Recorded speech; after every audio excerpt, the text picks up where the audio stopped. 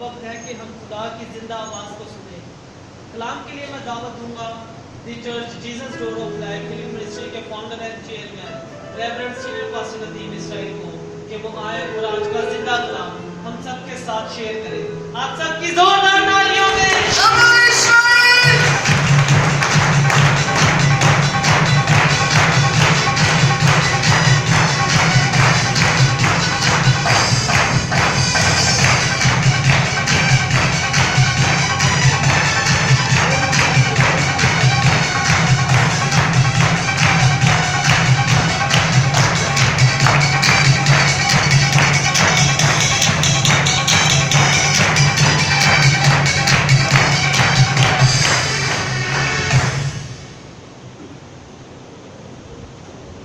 مکاشفہ کی کتاب اس کا 13واں باب اور اس کی 8ویں اور 9ویں آیت دیکھیں گے۔ خدا کے کلام میں لکھا ہے، اور زمین کے وہ سب رہنے والے جن کے نام اس برے کی کتاب حیات میں لکھے نہیں گئے جو بنے عالم کے وقت سے ذبح ہوا ہے، اس حیوان کی پرستش کریں گے جس کے کان وہ سنیں۔ جس کو قید ہونے والی ہے وہ قید ہوگا، اور جو کوئی تلوار سے قتل کرے گا وہ ضرور تلوار سے قتل کیا جائے گا۔ مقدسوں کے صبر اور ایمان کا یہی موقع ہے۔ خدا کا پاک کلام پڑھا اور سنا جانا ہم سب کے لیے باعث برکت ہے۔ تو چاہتے کہ آج کے کلام سے وہ آنے والے وقت کے لیے اپنے کو تیار کر لیں اور اپنی روح و جانوں کو بیدار کر لیں، اپنے خاندانوں کو تیار کر لیں، اپنی جان کے لیے اپنی جان کی فکر نہ کریں اور اپنے خدا پر بھروسہ کریں، ایمان کی روح حاصل کریں۔ سائیں میرے ساتھ بولیں گے قدوس قدوس قدوس قدوس قدوس قدوس قدوس۔ تشریف رکھیں، ایک تقدس، ایک تعظیم، آپ کے بیٹھنے میں آپ کی سارا دھیان خدا کے کلام کی طرف ہونا چاہیے۔ مکاشفہ کی کتاب لکھا ہے، نبوت کی کتاب کو پڑھنے والا سننے والے کیا ہیں؟ اور جو کچھ پر عمل کرے گا خداوند کا روح اسے برکت دے گا۔ بلکہ زمین کے وہ سب رہنے والے جن کے نام برے کی کتاب حیات میں لکھے نہیں گئے، جن کے نام برے کی کتاب حیات میں لکھے نہیں گئے۔ کتنوں کے نام برے کی کتاب حیات میں لکھے ہوئے ہیں؟ بلند ہاتھ کر کے آئیے اپنے ہاتھوں کو ہلائیں گے، روح القدس کو ویلکم کریں گے، یسوع کی بادشاہی کو ویلکم کریں گے۔ بہت گہری بات میں نے آپ سے کہی ہے، اور یہ 13ویں باب کے شروع میں جو باتیں شروع ہونے والی ہیں ان سے میں ریلیٹڈ بات کروں گا۔ آنے والے وقت کے بارے میں مکاشفہ میں سے میں نے شروع کیا ہے۔ آج اس عبادت کا پہلا سیشن اور پہلا کلام ہوگا، اس کے بعد اس کو بہت ساری باتوں میں کھولا جائے گا۔ لیکن 13ویں باب کی پہلی آیت میں لکھا، سمندر کی ریت پر جا کھڑا ہوا اور میں نے حیوان کو سمندر میں سے نکلتے ہوئے دیکھا جس کے 10 سینگ اور 7 سر تھے، اور اس کے سینگوں پر 10 تاج اور اس کے سروں پر کفر کے نام لکھے ہوئے تھے۔ ابھی تھوڑی دیر پہلے میں نے آپ کو کچھ کہا، وہ 13ویں باب کی 8ویں آیت تھی، اور اس میں لکھا ہوا تھا بہت واضح اور بہت خوبصورت، اور زمین کے سب رہنے والے جن کے نام اس برے کی کتاب حیات میں لکھے نہیں گئے جو بنے عالم کے وقتوں سے ذبح ہوا ہے، اس حیوان کی کیا کریں گے؟ پرستش کریں گے۔ اور پہلی آیت میں کیا لکھا ہے؟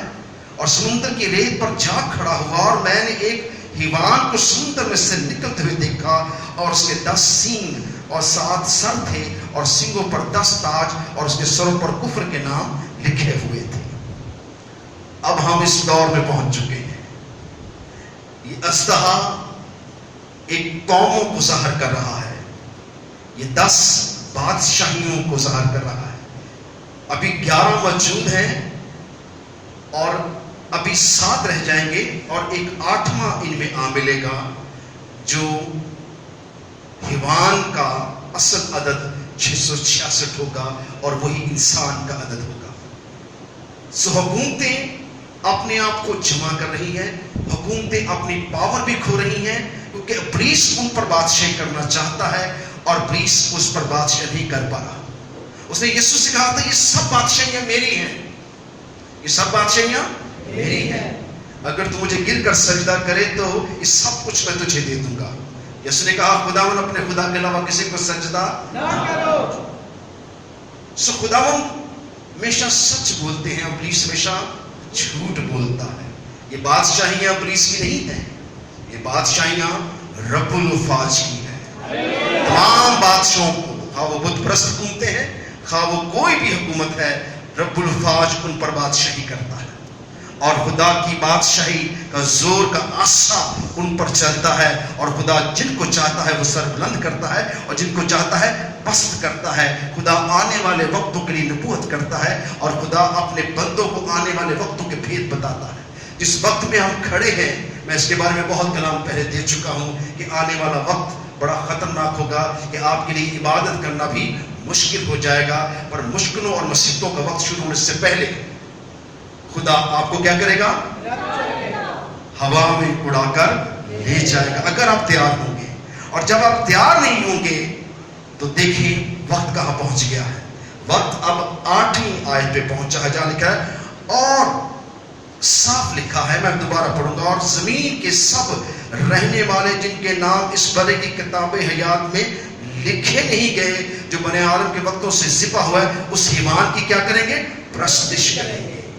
अब लोग खुदा की नहीं बल्कि हवान की यानी कि उस इब्लीस की प्रस्तुति के लिए वो कौमों को जमा कर रहा है और कौमों में साजिश और सियासत कर रहा है ताकि वो कौमों को रगला सके, ताकि वो इंसान खुदा की नहीं बल्कि हिवान की प्रस्तुति करे। हिवान और समुंदर की रेत कौमों को ज़ाहिर करती है और समुंदर दुनिया को ज़ाहिर करता है और हिवान हुकूमतों को ज़ाहिर करता है। लेकिन उसके 7 सर हैं और 7 सरों पर क्या है? ताज है और ताज बादशाही को ज़ाहिर करता है। ये 7 हुकूमतें अभी जमा नहीं हुई बल्कि अभी 11 हुकूमतें जमा हुई हैं। यूरोप की 11 हुकूमतें जमा हुई हैं ताकि वो 666 के अदद के यानी कि उस इब्लीस को और उसके अदद को लाना चाहते हैं और दुनिया से उसकी हमदो सना उसकी प्रस्तुति करवाना चाहते हैं। सो हम दानियल के सहीफा की तरफ अगर बढ़े तो हमें एक गहरी बात सामने आती है। सो आज हम इस कलाम को वहां से मुकाशवा से शुरू करेंगे और दानियल के दूसरे बाब से समझेंगे कि आने वाले वक्तों में क्या होने वाला है। मैंने आपको कहा था कि जो कुछ मैं यहाँ कहूँगा वो वैसा ही होगा और जो कुछ जब वैसा होगा तब आपको याद आएगा कि खुदा के खादम ने हमें आने वाले वक्तों से पहले ही ये सब कुछ बता दिया। इस सारे का अरसा 5 साल, 10 साल, 7 साल या 12 साल भी लग सकते हैं। जो कुछ मैं आज कहूँगा वो आप याद रखिएगा, उसे भूलिए ना, नोट कर लीजिएगा इन हवाला जात को भी और इन बातों को ज़हन नशीन कर लीजिएगा कि ये वक्त बड़े सर्कल के साथ घूम कर आने वाला है। इसका पहला पड़ाव ये बीमारी जो कि एक मैन मेड वायरस है, जो कि इंसानी तौर पर एक जरासीम हुकूमतों ने बनाया है ताकि पूरी दुनिया को क्या किया जाए? कंट्रोल किया जाए, ताकि लोग जो हैं वो कंट्रोल में आए और लोगों को मारा जाए और लोगों को हिवान की प्रस्तुति के लिए तैयार किया जाए। ये उसी की तैयारी है।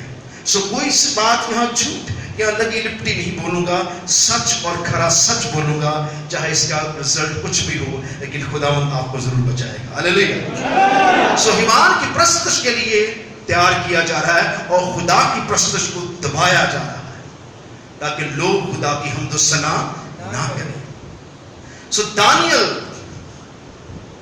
अपने दौर के अंदर 70 की असेरी में जब नबूकदनेस्सर बादशाह ने इस्राएल पर हमला किया और इस्राएल के गुनाह के सबब से गैर में बुत प्रस्त कौमों ने इस्राएल को दबाया और उनको गुलाम बनाकर 70 नबियों को 70 लोगों को असेरी में ले गया और 70 की असेरी में जाकर नबूकदनेस्सर बादशाह ने अपने अयाम में, अपनी जिंदगी में, अपनी हयात में खुदावन का रूह उस पर ठहरा और खुदा ने उसको ख्वाबों के जरिए आने वाले वक्तों के बारे में एक बुत प्रस्त बादशाह पर रोशन किया कि खुदा क्या करने वाला है। सो गहरा मुकाशवा आप सुन रहे हैं। جو کچھ آپ سن رہے ہیں اس صدیوں پہلے یسوع سے 6000 سال پہلے لکھا گیا اور آج یہ پورا ہو رہا ہے.